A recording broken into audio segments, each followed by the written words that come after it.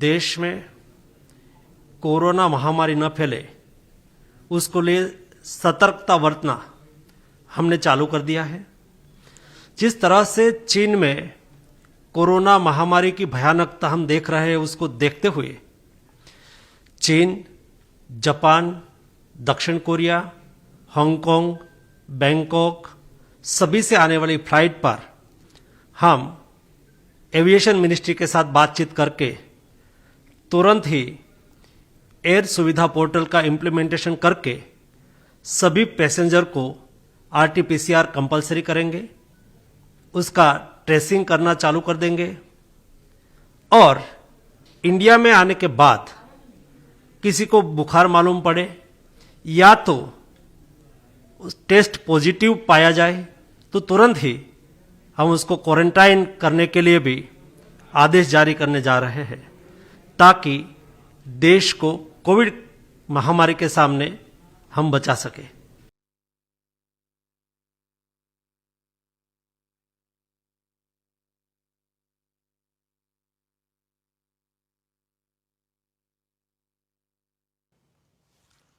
नमस्कार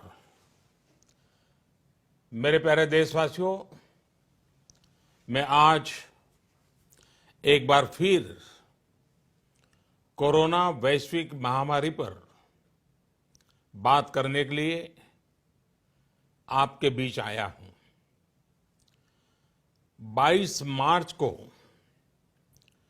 जनता कर्फ्यू का जो संकल्प हमने लिया था, एक राष्ट्र के नाते उसकी सिद्धि के लिए हर भारतवासी ने पूरी संवेदनशीलता के साथ, पूरी जिम्मेदारी के साथ अपना योगदान दिया। बच्चे, बुजुर्ग, छोटे, बड़े, गरीब, मध्यम, हर वर्ग के लोग,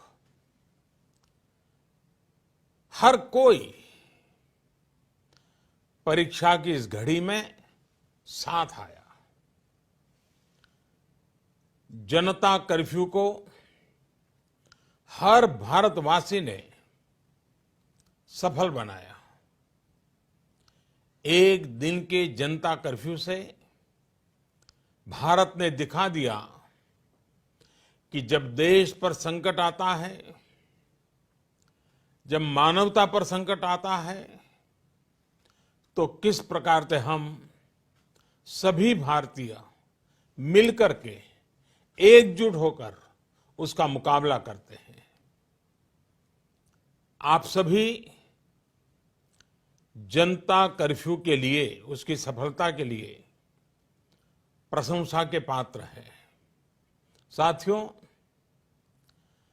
आप कोरोना वैश्विक महामारी, उस पर पूरी दुनिया की स्थिति को समाचारों के माध्यम से सुन भी रहे हैं और देख भी रहे हैं।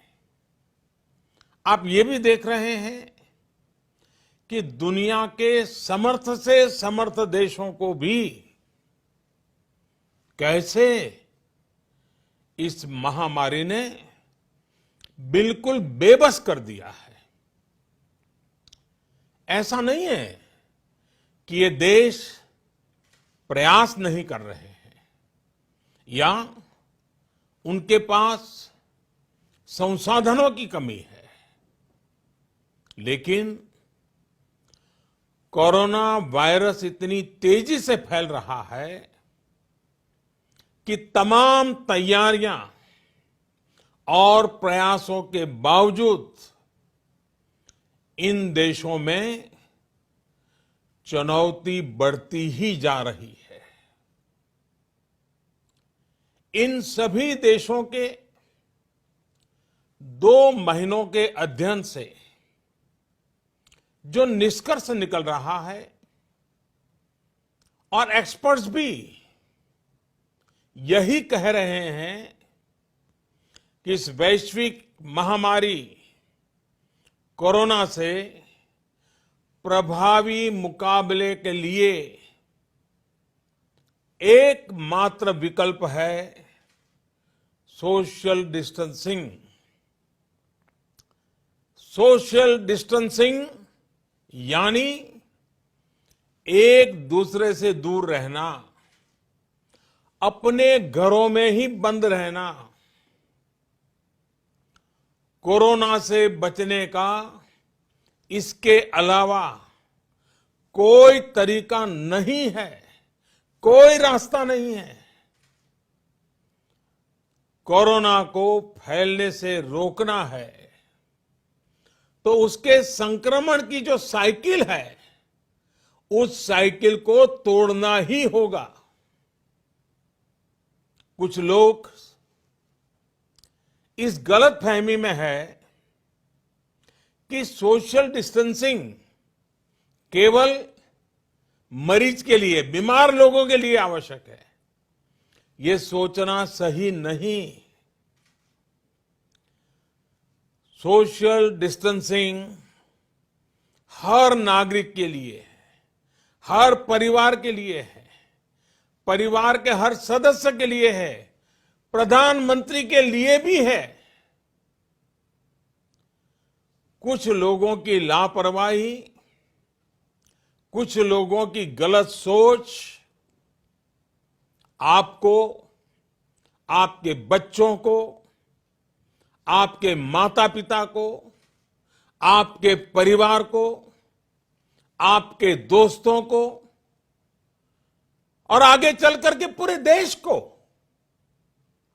बहुत बड़ी मुश्किल में झोंक देंगी। अगर ऐसी लापरवाही जारी रही तो भारत को इसकी बहुत बड़ी कीमत चुकानी पड़ सकती है। और यह कीमत कितनी चुकानी पड़ेगी, इसका अंदाजा लगाना भी मुश्किल है। साथियों, पिछले 2 दिनों से देश के अनेक भागों में लॉकडाउन कर दिया गया है। राज्य सरकार के इन प्रयासों को बहुत गंभीरता से लेना चाहिए। हेल्थ सेक्टर के एक्सपर्ट्स और अन्य देशों के अनुभवों को ध्यान में रखते हुए देश आज एक महत्वपूर्ण निर्णय करने जा रहा है। आज रात 12 बजे से पूरे देश में, ध्यान से सुनिए, पूरे देश में आज रात 12 बजे से संपूर्ण देश में संपूर्ण लॉकडाउन होने जा रहा है। हिंदुस्तान को बचाने के लिए, हिंदुस्तान के हर नागरिक को बचाने के लिए, आपको बचाने के लिए, आपके परिवार को बचाने के लिए आज रात 12 बजे से घरों से बाहर निकलने पर पूरी तरह पाबंदी लगाई जा रही है। देश के हर राज्य को, हर केंद्र शासित प्रदेश को, हर जिले, हर गांव, हर कस्बे, हर गली मोहल्ले को अब लॉकडाउन किया जा रहा है। ये एक तरह से कर्फ्यू ही है। जनता कर्फ्यू से भी कुछ कदम आगे की बात। जनता कर्फ्यू से जरा ज्यादा सख्त। कोरोना महामारी के खिलाफ निर्णायक लड़ाई के लिए ये कदम अब बहुत आवश्यक है। निश्चित तौर पर इन लॉकडाउन की एक आर्थिक कीमत देश को उठानी पड़ेगी, लेकिन एक एक भारतीय के जीवन को बचाना, आपके जीवन को बचाना, आपके परिवार को बचाना, इस समय मेरी, भारत सरकार की, देश की हर राज्य सरकार की, हर स्थानीय निकाय की सबसे बड़ी प्राथमिकता है। और इसलिए मेरी आपसे प्रार्थना है और मैं हाथ जोड़ के प्रार्थना करता हूं कि आप इस समय देश में जहां भी हैं वहीं रहे। अभी के हालात को देखते हुए देश में ये लॉकडाउन 21 दिन का होगा, 3 सप्ताह का होगा। और जब मैंने पिछली बार आपसे बात की थी तब मैंने आपसे कहा था कि मैं आपसे कुछ सप्ताह मांगने के लिए आया हूं। आने वाले 21 दिन हर नागरिक के लिए, हर परिवार के लिए बहुत ही महत्वपूर्ण है। हेल्थ एक्सपर्ट्स की माने तो कोरोना वायरस की संक्रमण साइकिल तोड़ने के लिए कम से कम 21 दिन का समय बहुत अहम है। अगर ये 21 दिन नहीं संभले तो देश और आपका परिवार 21 साल पीछे चला जाएगा। अगर ये 21 दिन नहीं संभले तो कई परिवार हमेशा हमेशा के लिए तबाह हो जाएंगे। और मैं ये बात एक प्रधानमंत्री के तौर पर नहीं, आपके परिवार के सदस्य के नाते कह रहा हूं।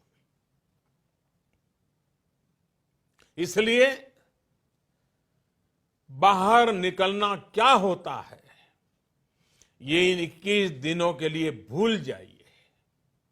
घर में रहे और एक ही काम करे कि अपने घर में ही रहे। साथियों, आज के फैसले ने, देशव्यापी लॉकडाउन ने आपके घर के दरवाजे पर एक लक्ष्मण रेखा खींच दी है। आपको ये याद रखना है कि घर से बाहर पड़ने वाला आपका सिर्फ एक कदम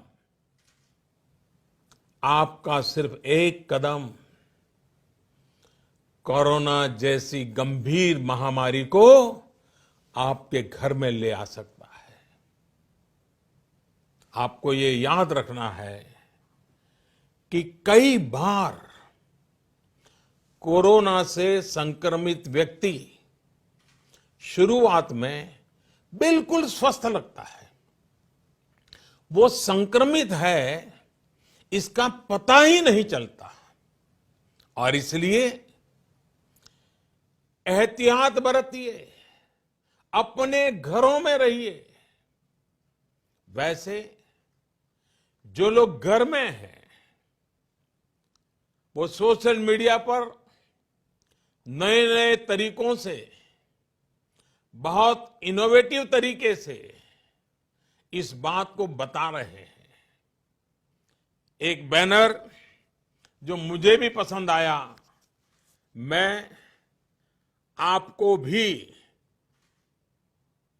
ये बहुत कम शब्दों में संदेश दिखाना चाहता हूं। कोरोना यानी कोई रोड पर ना निकलने। कोरोना यानी कोई रोड पर ना निकले। साथियों, एक्सपर्ट का ये भी कहना है कि आज अगर किसी व्यक्ति में कोरोना वायरस पहुंचता है तो उसके शरीर में इसके लक्षण दिखने में कई कई दिन लग जाते हैं।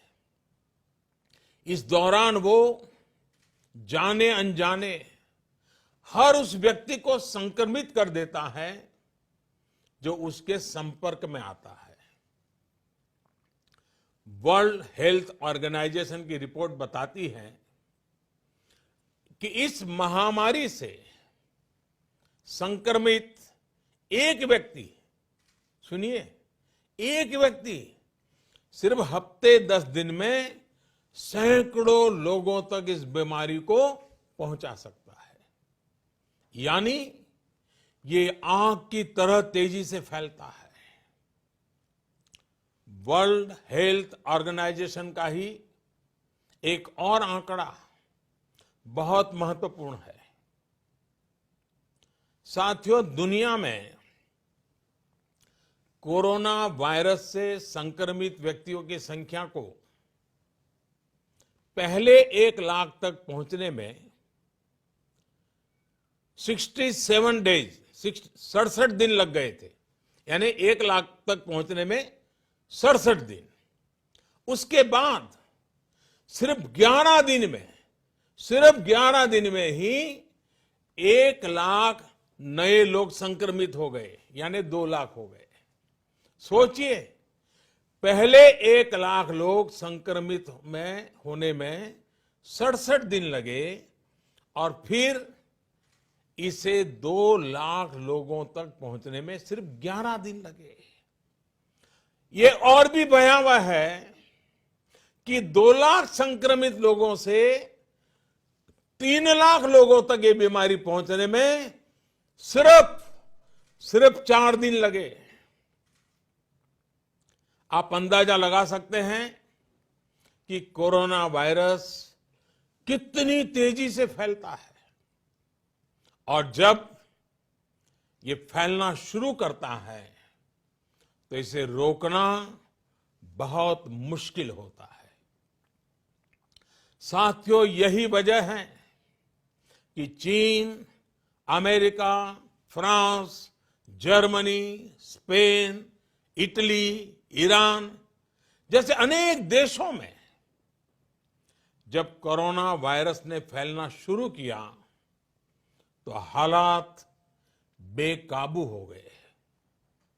और ये भी याद रखिए, इटली हो या अमेरिका, इन देशों की स्वास्थ्य सेवा, उनके हॉस्पिटल, उनके यहां आधुनिक संसाधन पूरी दुनिया में बेहतरीन है। उनकी व्यवस्थाएं बेहतरीन मानी जाती हैं। बावजूद इसके ये देश कोरोना का प्रभाव कम नहीं कर पाए। सवाल ये कि इस स्थिति में उम्मीद की किरण कहां है? उपाय क्या है? विकल्प क्या है? साथियों, कोरोना से निपटने के लिए उम्मीद की किरण उन देशों से मिले अनुभव है जो कोरोना को कुछ हद तक नियंत्रित कर पाए। हफ्तों तक इन देशों के नागरिक घरों से बाहर नहीं निकले। इन देशों के नागरिकों ने 100% सरकारी निर्देशों का पालन किया, और इसलिए ये कुछ देश अब इस महामारी से बाहर आने की ओर बढ़ रहे हैं। हमें भी ये मानकर चलना चाहिए कि हमारे सामने सिर्फ और सिर्फ यही एक मार्ग है, एषः पंथाः।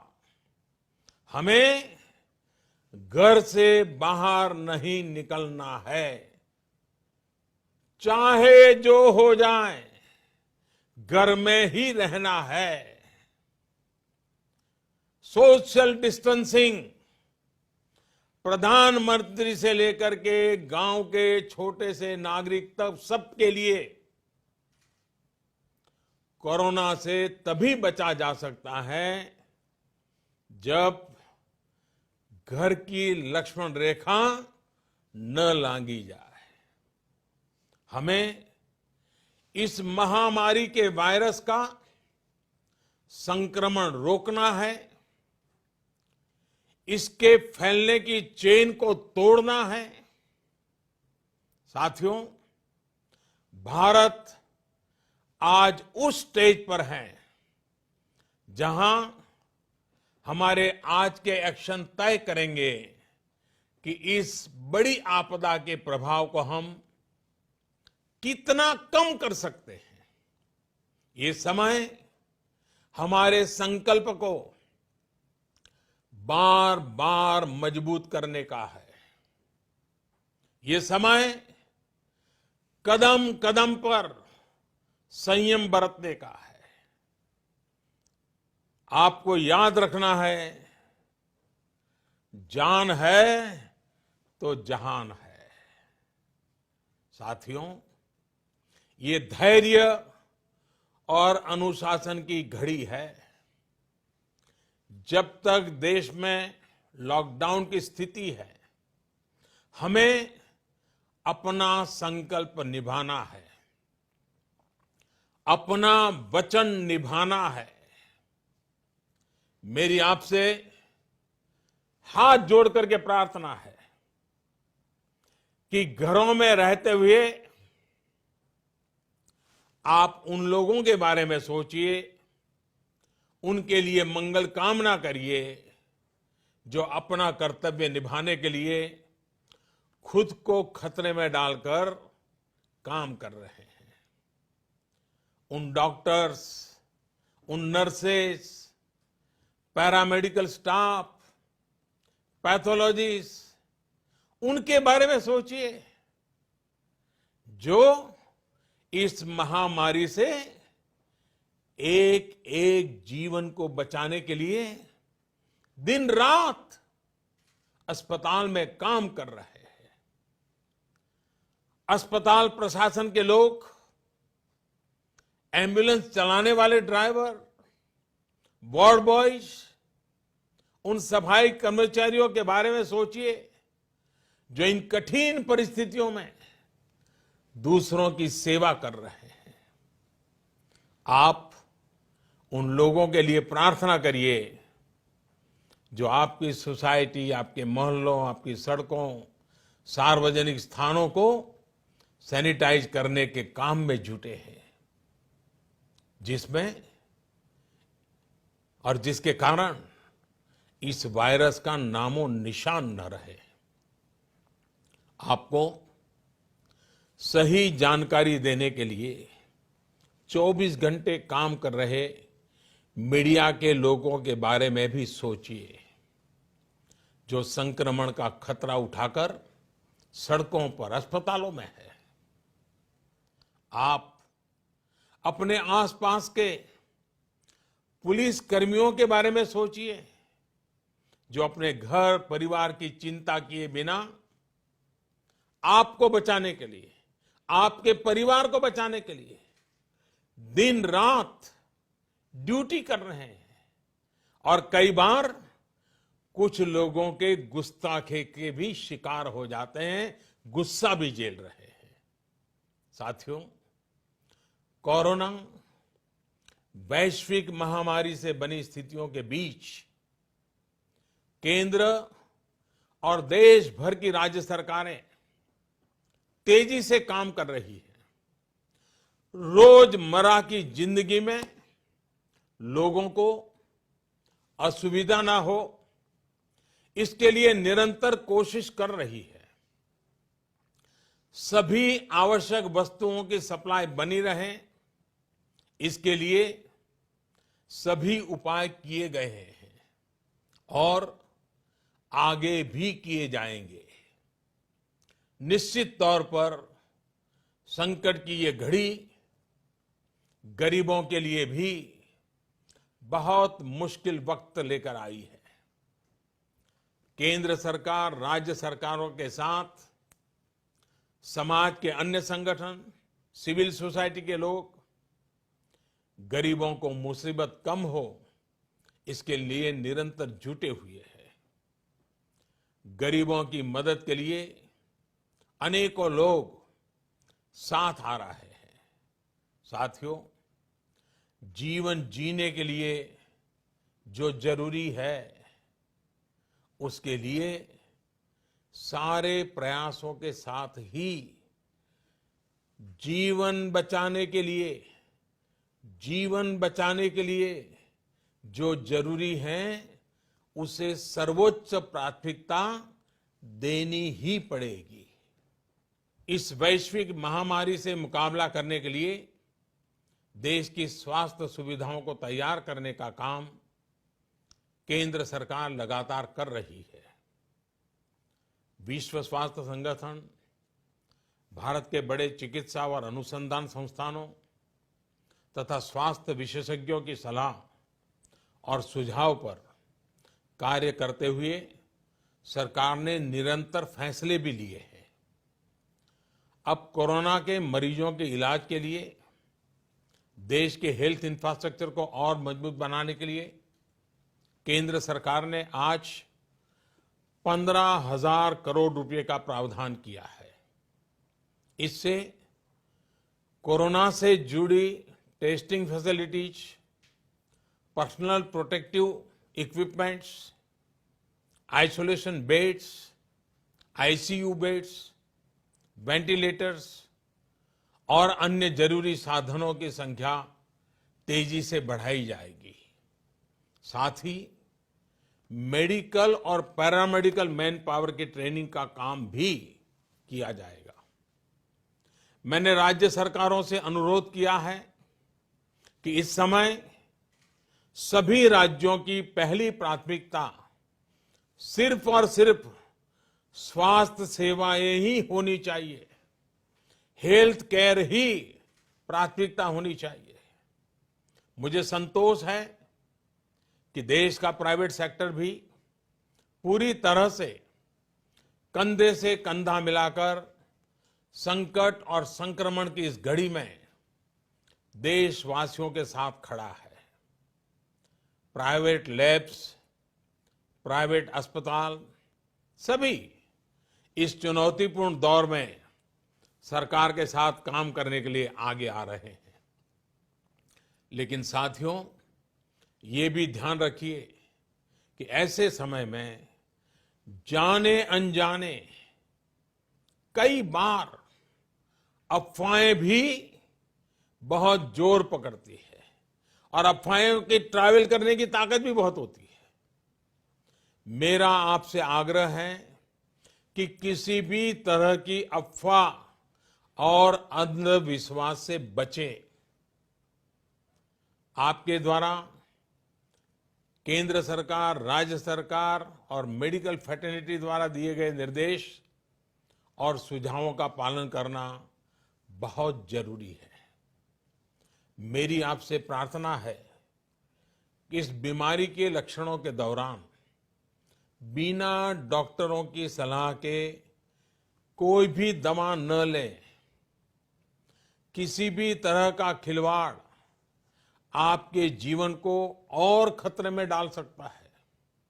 साथियों, मुझे विश्वास है हर भारतीय संकट की इस घड़ी में सरकार के, स्थानीय प्रशासन के निर्देशों का पालन करेगा। 21 दिन का लॉकडाउन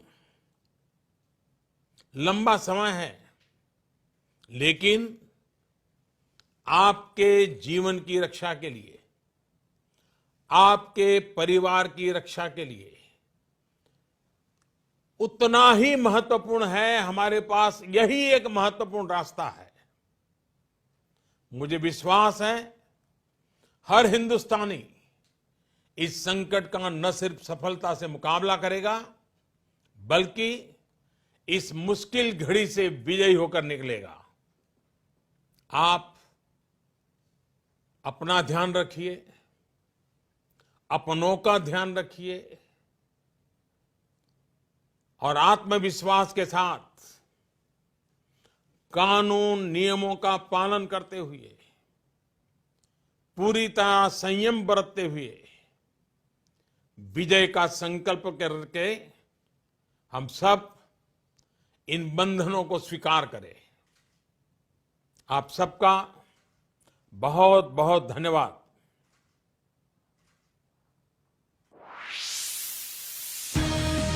दोस्तों, हम आपको बताना चाहते हैं कि इस तरह की कोई भी गाइडलाइंस या लॉकडाउन की सूचना अभी सरकार के द्वारा जारी नहीं किया गया है। यह महज एक तरह तरह के सोशल मीडिया पर अफवाह फैलाए जा रहे हैं। इसकी हम पब्लिक खबर पुष्टि नहीं करते हैं।